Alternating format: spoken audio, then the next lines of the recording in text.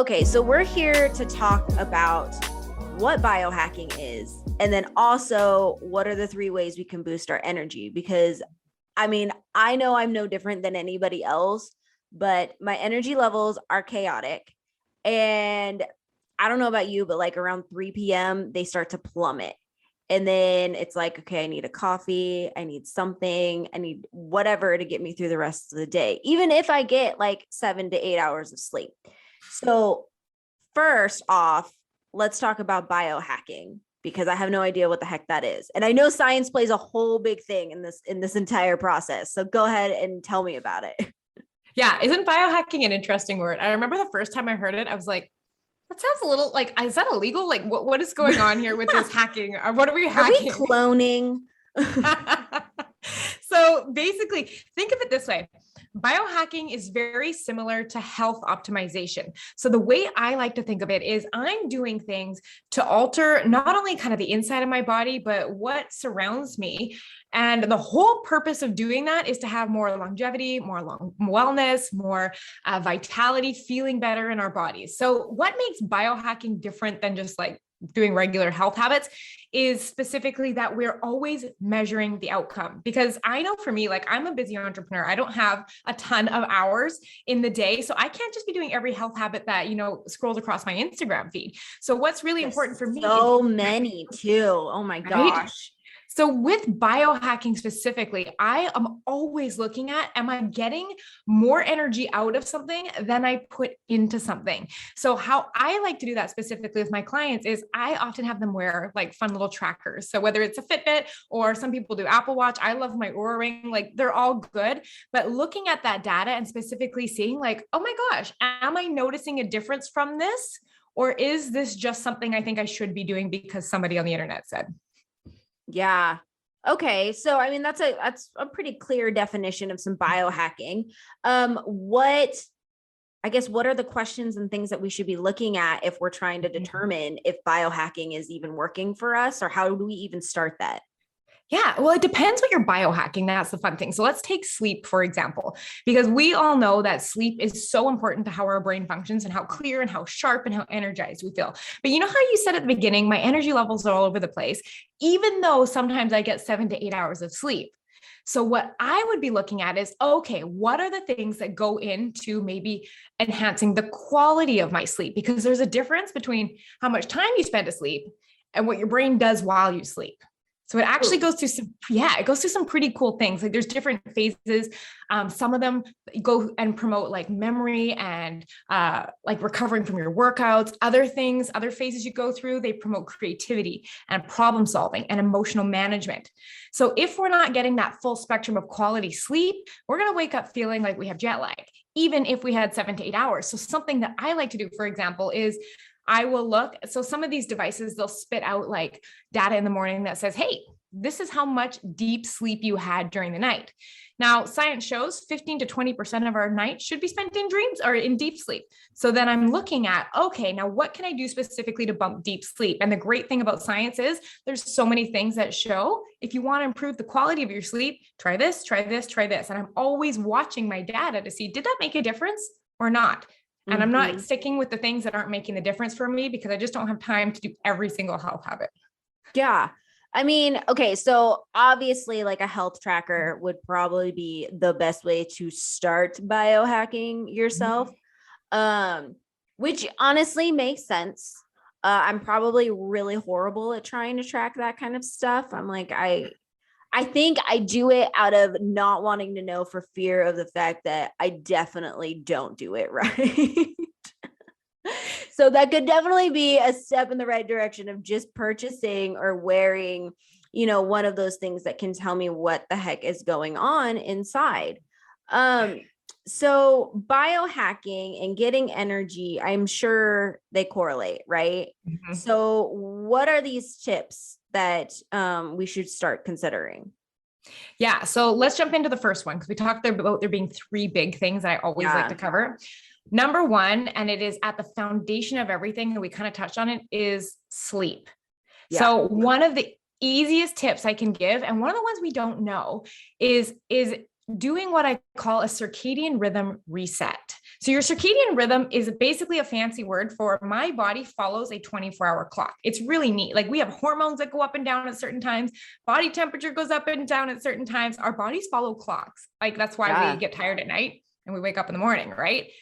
So naturally, if we want to optimize the way these hormones are working, we want to be having a consistent as possible schedule. So if you find that you're always having that crash around 2 or 3 p.m., it's likely because your rhythm is out of balance. Now, the easiest way to fix that is to keep a 1-hour bedtime window and a 1-hour wake up window, and as often as possible. Now, I know what do you mean by like wake up window and bedtime window? Yeah. So for example, my bedtime window is anywhere, and it's early. This is not saying mine is right. This is what works for me. I also have an 18-month-old right now, but I can only imagine. Well, I go to bed anywhere between 8 and 9 p.m. at night, meaning that's the window I go to sleep in on a very consistent basis. I also then wake up between 5 a.m. and 6 a.m. on a very consistent basis. Now, because of that, the hormones that help me fall asleep are at peak levels right when I go to sleep. And the hormones that help me wake up and feel alert are at peak levels when I wake up. Now, if I were to sleep until 8 a.m. one day, I actually miss that whole rise of energy that naturally happens with that morning pickup because I slept through it. And then we end up relying on coffee to feel better. Yeah. So is that also why sometimes, like, even if, say I go to bed at, I would say my window channels somewhere between 11 and 12. And I normally get up somewhere between 7 and 8. Right. Does that mean though, like if sometimes I say I'm stuck at work or I'm on set or something like that, and I don't get to bed until like 1, but I'm still up like at 7:30, is that the whole, like your body it's your body clock waking up? Like it doesn't know the difference. It's like, yeah, you're tired, but hello, it's 7:30. It's between your window. So wake up. Like, yeah, that's totally your body saying cortisol's going up right now. This is when we wake up. Let's go. And the funny thing is we often get tempted to sleep in on the days we stay up late, like you said. And I mean, it makes sense that we're catching up on that sleep. But the fascinating thing is it actually creates something called sleep debt. Because here's something so cool. So you get most of this type of sleep called deep sleep, which is great for, restoring from our workouts, refreshing our memories, cleaning up our brain from the whole day. That happens when we start going to sleep for like the first 3 to 4 hours. But we do most of our dreaming in the early morning hours. So when we actually stay up a couple hours late, you might only be missing an hour or 2 of sleep. But because all of that deep restorative sleep happens early in the night, we might be missing 50 to 60%. Now by sleeping, and by sleeping in, missing like 2 hours or 1 hour. Yeah. And the crazy thing is by sleeping in, it doesn't make up the sleep we missed in the earlier night because they're different types of sleep. So we just end up getting more dream sleep, which is not a bad thing, but it doesn't actually make it up. And because we slept in later, it shifts our whole body clock for the next day. So we don't feel as tired going to sleep. And it kind of creates that, when you stay up, you sleep in on the weekends and then you drag Monday, Tuesday, Wednesday, and then you finally get your groove and all of a sudden it's the weekend again. Yeah. That is why that happens. It is because of the sleep in throwing off our just natural circadian rhythm. So what do you recommend then for like, if somebody does, if they are working like myself, if I'm on set and I, my hours get a little funky, sometimes, how do I reset then? Best thing is, like you said, you wake up at that consistent time. Yes, you'll have a little bit less sleep for that one night, but then you get right back on track the next day and you don't have a 3 to 4 day sleep hangover. So that's how you keep it as like, yeah, I lost 2 hours. I'll find maybe it's an extra cup of coffee, but instead that's preventing it from turning into that 3 or 4 day where you're kind of catching up because you slept in and then stayed up late a bit later. And then that cycle that just happens. Wow. So your body really is just like that sensitive. It needs that type of sleep consistency in order to fully operate. Yeah. I'm going to start doing that. Yeah. It's the one change that I recommend that seems so basic, but it makes the biggest difference. And hands down, I mean, I analyze a lot of spreadsheets with a lot of numbers from a lot of trackers. It takes about 3 weeks of being relatively consistent, not perfection, relatively consistent till you're like, yeah, I don't even need an alarm clock to wake up anymore. It's the same time. And here's the best part about not waking up with an alarm clock. When you set the alarm clock to wake up in the morning, that alarm clock wakes you up when you set it. Doesn't matter what's going on in your brain at the time. Here's the problem. If your brain gets jarred awake while you're in dream sleep or deep sleep, you literally will wake up feeling like you got hit by a truck because your brain Oh can't my pull out of it. gosh. No, yes, 100%. I Yeah. hate alarm clocks for that reason. They scare Yes. the bejesus out of me. Yeah. So one of the best things about having a really optimized rhythm is I have not set an alarm clock, I would say in 2 years. And I'm always up between 5 and 6. Sometimes it's earlier and later, but your body is never going to be like, she's dreaming right now. Let's startle her awake and have her feel completely like brain fog for hours after she wakes. It's not going to do that. So we naturally wake up when we're in a light sleep cycle, when it is going to be less likely to affect our morning. So the better we can be at optimizing the schedule, the better we're going to feel during the later part of the day and the more energy we're going to have in the morning. I love that. Yeah, no, me too. I'm definitely going to try this. So what is number 2 of the big tips? Yeah. Number 2 has to do with your food. Now, we all know the kind of idea of eating healthy, and I want to get it a little more specific than that. So I want you to think about this. When we eat a meal that is very dense, carbohydrate dense, and I want to just preface this by saying, I don't have a problem with carbohydrates. I eat a lot of them. I eat a lot of the good type of carbohydrates. I love them.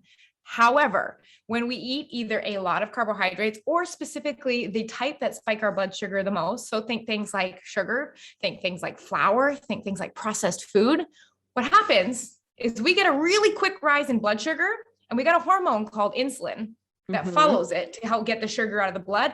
What goes up must come down. When you get an energy rise, you get a fall. Now think about this. The last time you had a big pasta dinner, how did you feel after? Did your brain feel like it was working very well? It's like when you have Thanksgiving and you eat all the yummy stuff you don't normally eat, and you're just like, what am I doing with my life? I'm just going to melt into this couch. Like Exactly. And that's the way I like to think. And the approach I like to take when I am working during the day, because I need my brain to be at its sharpest and I want to have that energy.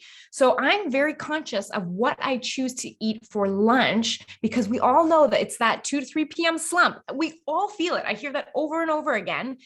But if we start looking at what we're eating for lunch, it starts making a bit more sense. So what I always like to think, I like my lunches to be super light. I like to think ton of vegetables, lots of fiber, healthy fats, so some avocado in there, maybe some salmon, stuff like that, and keep it very light and clean so that I have consistent energy. So I don't get that big blood sugar spike and the drop that makes me want to quit at 2 p.m. in the afternoon. So I'm very, very strategic with what I eat for lunch specifically. And all the other meals matter. But if we're talking about that 2 to 3 p.m. energy bump, this is where I look.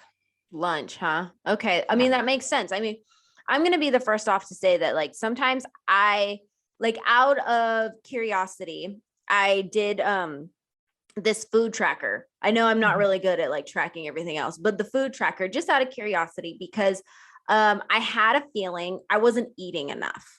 I'm someone who gets so busy that I straight up forget to eat sometimes. And then it's like I made it through 3/4 of the day and I'm like, oh my gosh, I haven't even eaten anything. Like all I've had was like water and coffee today. That's not good. So I definitely am a big advocate for eating right and eating the foods that are going to feed your brain, because I felt a difference now that I've been keeping track of it. But here's the one thing too, is like, I also am not a big breakfast person. I will have like my coffee with my, collagen protein powder that goes into it with some peptides and stuff. And that normally holds me over, say I wake up at 7:30 or 8, I'm not really hungry till like 10:30, maybe 11. And I don't like to eat until I'm hungry. So does that do anything to like throw things off? Yeah. So this is a whole nother area of biohacking we can get into. So the way our hormone cycles work, that kind of style of eating, which I think most people know as intermittent fasting, meaning, it's a more condensed window to consume your calories in, works very well during actually a certain part of our menstrual cycles and not so well during the other. Because if you think about it, like work days, diets, exercise programs are all developed around the male hormone biology. They get a testosterone bump in the morning and then it cycles through the day and everything repeats every 24 hours. Ours doesn't. It's 28 to 32 days. We have different hormones that are higher at different points in the month. So from the first day of your period all the way up until ovulation, your body naturally burns less calories and your blood sugar is super stable. This is a great time to experiment with slightly reduced calories or intermittent fasting or really intense carbohydrate. Our body is just usually going to be a fat burning machine right now. But here's what happens after ovulation day. Our hormones start to drop, which means our energy starts to drop. We naturally start to crave carbohydrates because our blood sugar is much more unstable. On top of that, our body starts releasing more of the stress hormone cortisol. Have you heard of cortisol? This is one that makes us stressed we out. are familiar. Okay. Yes, we are on a yes. first name basis. So that's boosted up, especially towards the last week of your cycle. Now, here's one of the things. When you look at intermittent fasting specifically, one of the contraindications, meaning like if you present with this type of scenario, we recommend not doing that. And that is high cortisol levels, because it can act as a stressor on the body. When you stress out a stressed out body, it stores fat. So yeah. And on top of that, we want to make sure we're getting enough high fiber carbohydrates to keep our blood sugar stable. So what I always recommend is, well, if we're going to do that, I love that as a strategy. And if that fits our lifestyle, let's do that at the beginning of our cycle. And then let's support our hormone cycle. Because the last thing we want to do is feel mentally stressed out. Our bodies are stressed out. We stress it out with too much exercise. We stress it out with not eating. And then we always find to have that week before our period where we're just like, ah, and our emotions Oh my go. God. Right here. I mean, hand to Bible. I mean, what was it? I was just talking with somebody and I was just coming, I was like about to either start or on my period or whatever. And I was like, I am not hungry. Okay. Food does not sound appetizing to me at all. I'm like, I have to eat, but nothing sounds good. And I'm not really hungry. And then now, we're past ovulation and I'm just like, holy crap, I'm hungry all the time. What just happened? Yeah. That's actually just your hormones at play. And when we talk about biohacking, it doesn't just have to be health habits. It's also working in sync with what's actually happening inside your biology. So another good example is, when you go to do a workout and you're like, holy, that was so much harder than last week. What the heck's going on? And you're like, what is wrong with me? Yes. Let's actually think about this. Yes. Yes. That's not you. What happens after ovulation and it intensifies towards the beginning of your period, your body temperature goes up. So you naturally feel warmer. I don't know about you, but I don't really like getting super overheated during exercise. So that'll affect it. Number 2, your cortisol is higher, which is actually your body perceives it as more of a stress.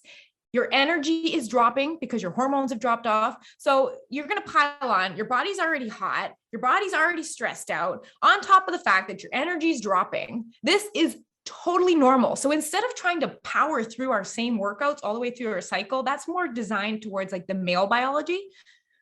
Instead, what I like to do is I'm like, okay, I see you hormones. So today we're going to do just some strength training and we're just going to cut the burpees right now. And my workout is going to be just as good, except now I have that bit of compassion with myself where I'm not like, what's going wrong? I did so good last week. What's that? Maybe, I don't know what I did wrong. You didn't do anything wrong. It's your hormones. We just have to play with it instead of fighting it. Oh my gosh. That is like an epiphany, because I have always wondered, during my period where I'm just like, I'm tired. I don't have the energy for this right now. I'm like, why am I so tired all the time? Like, and then I'll have like 3 weeks where I'm just like, yes, get it. And then, that 1 week hits off and you're just like, what did I do?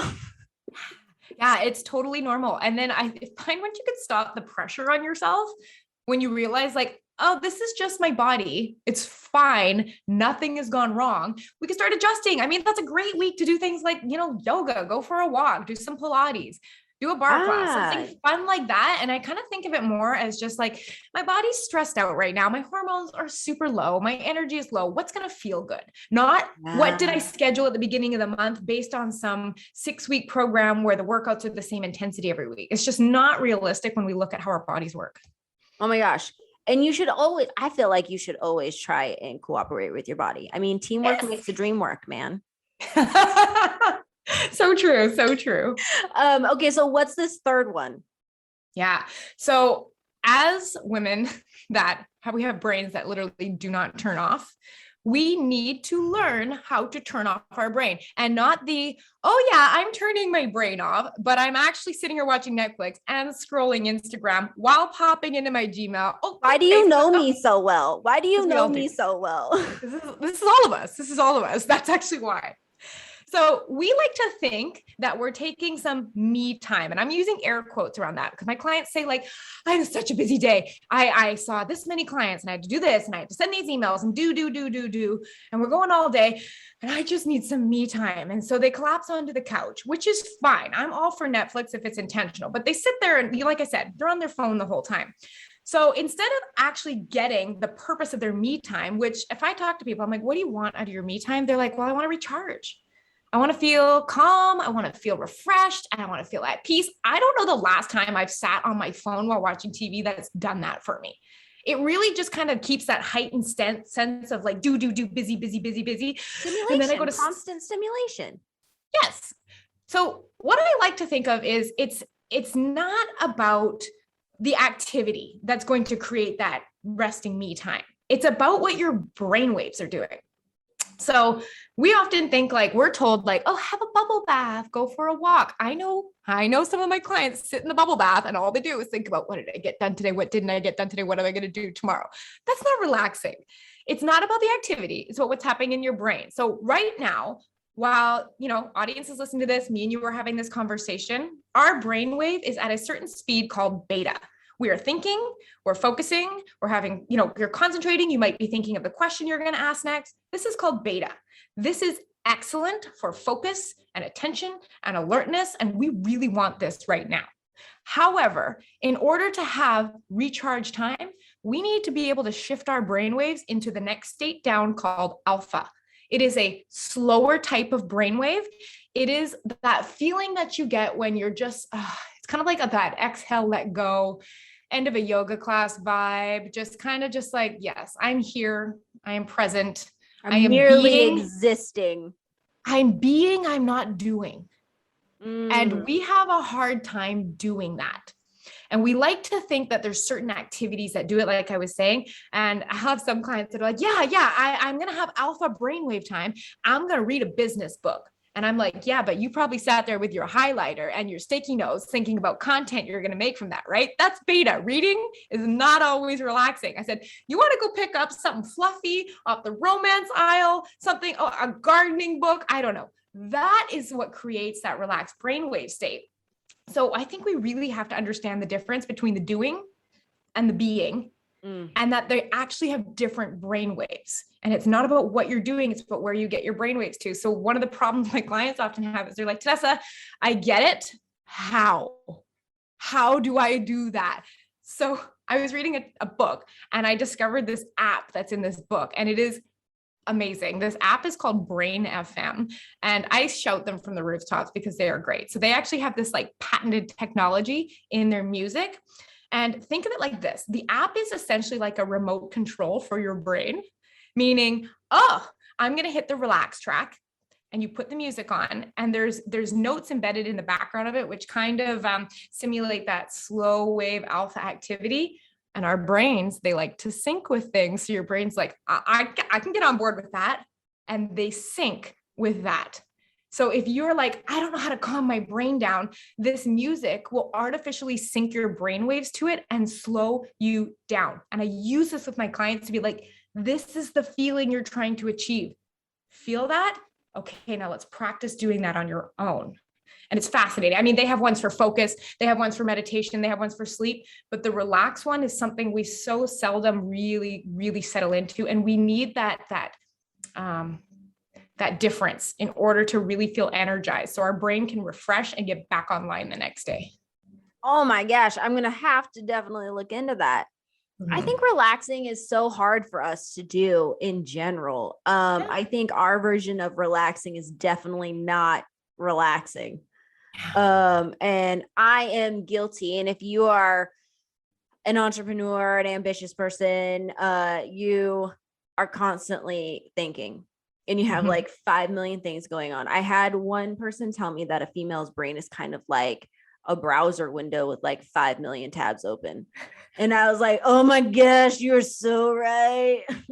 That's amazing. One of my follow-up sequence, I literally have an email of a screenshot of the 12 tabs I had open at that moment. I was like, this is a PSA, shut down your tabs in your brain and on your browser right now. Like, don't do this to yourself, please. No, it's the truth though. And I think, at least for me and myself, the constant stimulation and that kind of stuff, I always say that, like, for me, I don't necessarily need like 3-4 days of just not doing anything. I mean, sometimes I just need a day. If it's been really, really stressful, I need a day. If it's been, a week or whatnot, I'm like, all right, give me half a day. I'm going to work in the morning and then I'm going to stop and I'm just going to either do nothing. I always say I like to disappear and I don't answer my phone and I don't check my computer. I will just sit in my pajamas and, eat some ice cream and, watch a movie or something so that I don't have to think. Because I don't know about you though, like sometimes my brain literally hurts. Oh, it's called brain fog. It aches. It aches. And I'm like, oh my God, my brain hurts. I need to not do any of this anymore. I'm done. I've reached my limit. Yeah. You know what's really handy with that? And going back to talking about our cycles, I schedule a whole afternoon to do exactly that, lay on the couch and honestly binge watch whichever housewives I'm behind on at the time. And I just go to town. And it's always a Thursday and it's always the week before my period and the week of, because if you notice when those days happen, it's the hormone thing. So I always am like, all right, I need some childcare. There is a Thursday afternoon where I am going to sit down. I'm going to eat food. I'm going to catch up on some very trashy TV right now. And I'm not answering any messages. I am offline. And I actually plan those in advance as more of like a preventative self-care thing. That is so smart. And now that I realize, I mean, I feel like we all kind of knew that our hormones play a certain level, in our productivity, our energies, our stress, and all of that kind of stuff. But I didn't think, at least I didn't know just how much the cycle actually plays a huge role. Yeah. So now after having this conversation, I'm like referring back to my last cycle and I was like, gosh, that makes so much sense. Like I'm sitting here clueless and I'm like, why am I so tired? Oh, I can't focus. Oh my gosh, what is going on right now? I have no energy to go work out. All I want to do is just lay here. Like what's happening? Yeah. And it's so fascinating. You'll find that like ovulation day and about the 4 to 5 days on each side, you're going to find that you are like at peak. I like to call it the with itness. Like you're fast, you respond to things really easy. So I love when possible, like if I'm doing workshops, if I'm doing live trainings, if I'm doing interviews, I was like, slap me in here. Like this is like I got these days. Let's figure out what's happening during these days. That is so strategic. And way to optimize your level of productiveness and with itness, to kind of like schedule it between all of this stuff. It's like, why fight your body? Why fight it? I won the last time I scheduled a launch during the luteal phase, which is the week right before your period. I was like, I'm never doing that again. I just wanted to sleep the whole time. Like, this is not an effective use of my time. So, I did my best to kind of like, you got your app and you're like counting out. So, it's not going to be perfect every time. You're not going to be able to schedule certain meetings at work and stuff like that all the time. But if I have the choice over what's happening, you bet I'm checking my calendar and been like, I'm going to feel like a rock star that week. Let's go. As you should though. Why not? That's my thing. I'm like, if you can control it, if you can help it, why not do it at your most peak time? Why not? I know. Okay. So to kind of wrap this up a little bit, a few things. Where can people get a hold of you, and where can people learn more about this stuff? Because let me tell you, I feel like we just like scraped the surface. Oh, absolutely. It is such a deep field and there are so many things to learn. And even I feel like I'm constantly like, there's more, which is so much fun because it keeps me feeling like I'm in that learning energy too. Right. But essentially, if you want to connect and just like, ask some questions, Instagram at Tanessa Shears is the best place to go because I'm posting regularly. And on there, you'll see that I have a podcast called Becoming Limitless. This podcast is it's biohacking and brain optimization for entrepreneurs. So that's literally. Bro, you just gained yourself a follower because I'm like, this is interesting as hell. Yeah. And every episode I go into something super cool, like that Brain FM app. I'm like, here, let me show you all the science behind it and why it's so cool. And like, I love it. It's like a nerd out every single week on things that really make us feel our best, right? But beyond that, if you're just like, okay, I like the biohack thing, don't have time to listen to podcasts right now, I have a PDF download. It's called 12 Ways to Biohack Your Energy. It's literally the 12 hacks that I'm like, these made the biggest difference for my clients. So if you get that, you pick 2 or 3 off of there. Brain FM is on there. Your circadian rhythm is on there. These are like my go-to 12, where if you apply any of these and start being consistent, you'll notice a difference. And that's at TanessaShears.com/energy. And that's just free. Yeah. And Tanessa, honestly, like the 3 that you shared with me are definitely going to be something that I'm going to take into effect. I feel like they're very minor things. I think the biggest aha moment for me is just realizing how much, my hormones play a huge role in everything.